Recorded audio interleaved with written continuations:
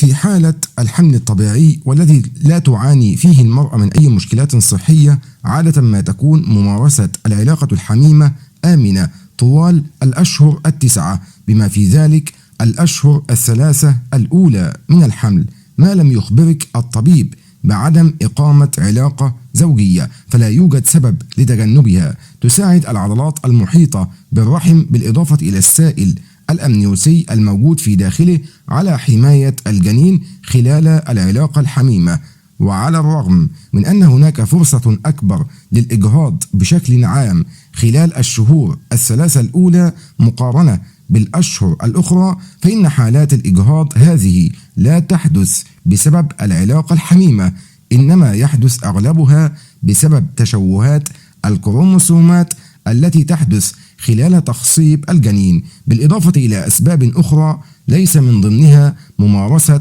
العلاقة الحميمة. إذا كان لديك حمل طبيعي وصحي دون أي مضاعفات، فإن ممارسة العلاقة الحميمة آمنة تماما حتى يوم الولادة، بل يعتقد البعض أن ممارسة العلاقة الزوجية في الأيام التي تسبق الولادة يمكن أن تساعد على تسهيل عملية الولادة. وعلى الرغم من أن ممارسة العلاقة الزوجية في الثلث الأخير من الحمل صحية تماما في معظم الأوقات، فهناك بعض الحالات التي يجب عليك فيها تجنب العلاقة الزوجية، مثل حدوث نزيف أو تبقع بعد العلاقة الزوجية، فهنا يفضل تجنب العلاقة الزوجية إذا لاحظت وجود نزيف أو تبقع بعد ممارسة العلاقة، في الأقل حتى تتحدثي مع الطبيب لتحديد السبب. في حالة المشيمة المنزاحة، هذه الحالة تعد من مضاعفات الحمل التي تغطي فيها المشيمة